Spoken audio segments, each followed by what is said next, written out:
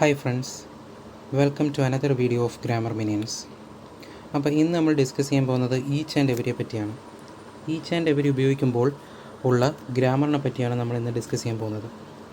Each നമ്മൾ സാധാരണ ഓരോ ഇൻഡിവിജ്വൽസിനെ റെപ്രസെൻ്റ് ചെയ്യാൻ വേണ്ടിയാണ് നമ്മൾ ഈച്ച് ഉപയോഗിക്കുന്നത്. എവരി എന്ന് പറയുന്ന ഒരു ഗ്രൂപ്പിൻ്റെ സെൻസാണ് നമുക്ക് തരുന്നത്. ഇപ്പോൾ each student in the class എന്ന് പറയുന്ന ആ ഓരോ ഇൻഡിവിജ്വൽ സ്റ്റുഡൻസിനെയാണ് നമ്മൾ യൂസ് ചെയ്യുന്നത്. അതേപോലെ every student in the class എന്ന് പറയുമ്പോൾ ആ സ്റ്റുഡൻറ്റിൻ്റെ ആ ഗ്രൂപ്പിനെയാണ് ഉദ്ദേശിക്കുന്നത്. Okay, each is used to represent two or more than two. Every is used to represent more than two only. അതെന്താ പറയുന്നത്? നമ്മൾ ഇപ്പം ഈച്ച് യൂസ് ചെയ്യുന്നത് രണ്ടുള്ളപ്പോഴും രണ്ടിൽ കൂടുതലുള്ള സാധനങ്ങളെയും റെപ്രസെൻറ്റ് ചെയ്യാൻ നമ്മൾ ഇൻഡിവിജ്വലായിട്ട് റെപ്രസെൻറ്റ് ചെയ്യാൻ നമ്മൾ എന്ത് ചെയ്യുന്നുണ്ട്? ഈച്ച് ഉപയോഗിക്കുന്നുണ്ട്. എന്നാൽ എവരി നമ്മൾ എപ്പോഴും രണ്ടിൽ കൂടുതലുള്ള സാധനങ്ങളെ ഒരു ഗ്രൂപ്പായിട്ട് പറയാൻ വേണ്ടി മാത്രമേ നമ്മൾ എവരി യൂസ് ചെയ്യാറുള്ളൂ. ഇവിടെ ഒരു എക്സാമ്പിൾ പറയുന്നുണ്ട്. I have A pen in every hand.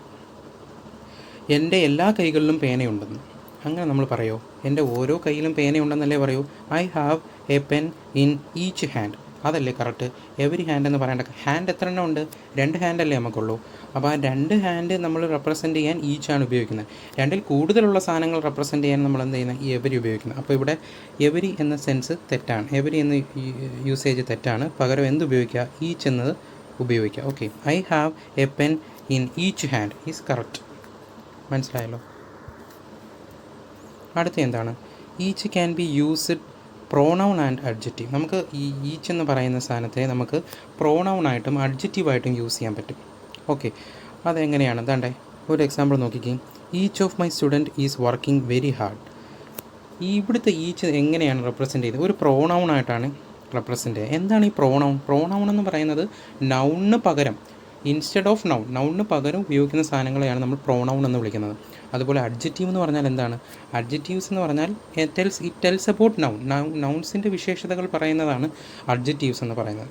അതുപോലെ ഇവിടെ പറയുന്ന each of my student is working very hard. ഇവിടെ ഈച്ച് നമ്മൾ എന്തായിട്ടാണ് യൂസ് ചെയ്തിരിക്കുന്നത്? ഒരു പ്രോണൗൺ ആയിട്ടാണ് യൂസ് ചെയ്തിരിക്കുന്നത്. ഓക്കെ,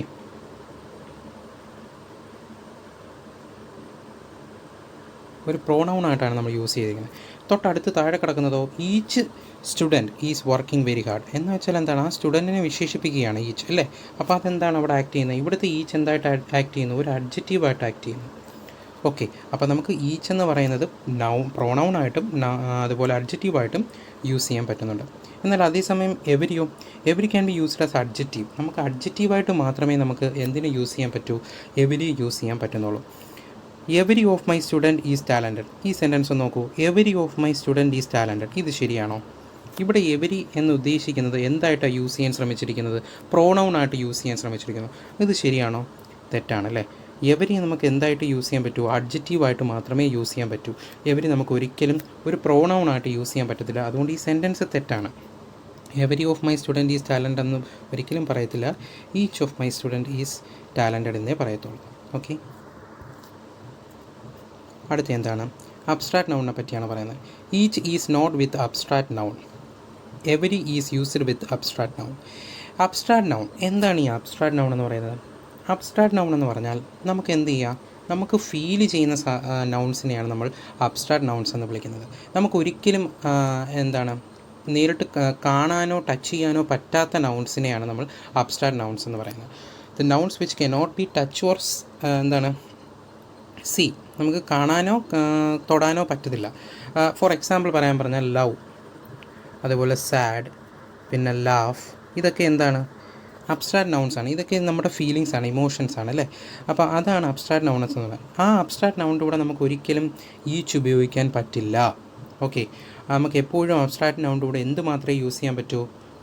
എവരി മാത്രമേ യൂസ് ചെയ്യാൻ പറ്റൂ. അതൊരു ഇമ്പോർട്ടൻറ്റ് പോയിൻ്റാണ്. എവരി മാത്രമേ അബ്സ്ട്രാക്ട് നൗണിൻ്റെ കൂടെ ഉപയോഗിക്കാൻ പറ്റൂ. ഈച്ച് നമുക്ക് അബ്സ്ട്രാക്ട് നൗണിൻ്റെ കൂടെ ഉപയോഗിക്കാൻ പറ്റില്ല. ഒരു എക്സാമ്പിൾ താഴെ കൊടുത്തിട്ടുണ്ട്. I have each reason to be happy എന്നൊരിക്കലും പറയില്ല. ഇവിടെ റീസൺ എന്ന് പറയുന്നത് ഒരു അബ്സ്ട്രാക്ട് നൗണാണ്. ആ അബ്സ്ട്രാക്ട് നൗണിൻ്റെ കൂടെ നമുക്ക് ഈച്ച് ഉപയോഗിക്കാൻ പറ്റില്ല. പകരം എന്തേ ഉപയോഗിക്കാൻ പറ്റൂ? എവരി മാത്രമേ ഉപയോഗിക്കാൻ പറ്റൂ. അപ്പോൾ നമുക്ക് എങ്ങനെ പറയാം?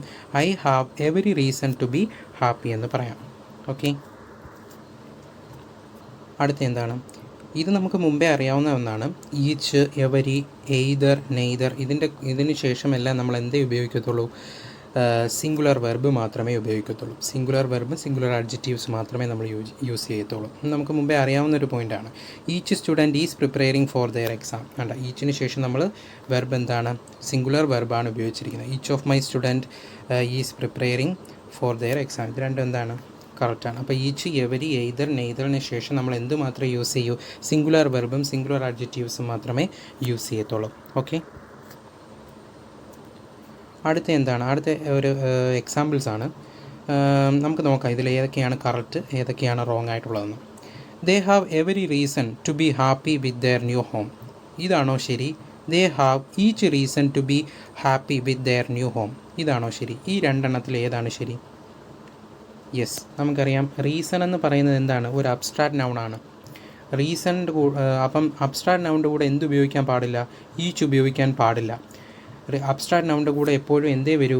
എവരി മാത്രമേ വരൂ. അപ്പോൾ ഈ സെൻറ്റൻസ് കറക്റ്റാണ്, ഈ സെൻറ്റൻസ് റോങ് ആണ്. കാര്യം ഇവിടെ റീസൺ എന്ന് പറയുന്നത് അബ്സ്ട്രാക്റ്റ് നൗൺ, ഈച്ച് ഉപയോഗിക്കാൻ പാടില്ല. ഓക്കെ, അതേപോലെ ബാക്കി രണ്ട് ഹോംവർക്ക് കൂടി, രണ്ട് ക്വസ്റ്റ്യൻ കൂടിയുണ്ട്. അത് ഞാൻ നിങ്ങൾക്ക് ഹോംവർക്കായിട്ട് തരികയാണ്. ഓക്കെ, നിങ്ങൾ തന്നെ ചെയ്ത് നോക്കുക, എന്നിട്ട് കറക്റ്റ് ഉത്തരം നിങ്ങൾ കമൻറ്റ് ചെയ്യുക. ഓക്കെ, അപ്പോൾ നിങ്ങൾക്ക് ഈ കുഞ്ഞ് സെക്ഷൻ ഇഷ്ടപ്പെട്ടു എന്ന് വിചാരിക്കുന്നു. ഇഷ്ടപ്പെട്ടെങ്കിൽ പ്ലീസ് വീഡിയോ ഒന്ന് ലൈക്ക് ചെയ്യുക, അതേപോലെ ഞങ്ങളുടെ ചാനൽ ഒന്ന് സബ്സ്ക്രൈബ് ചെയ്യുക. Thank you.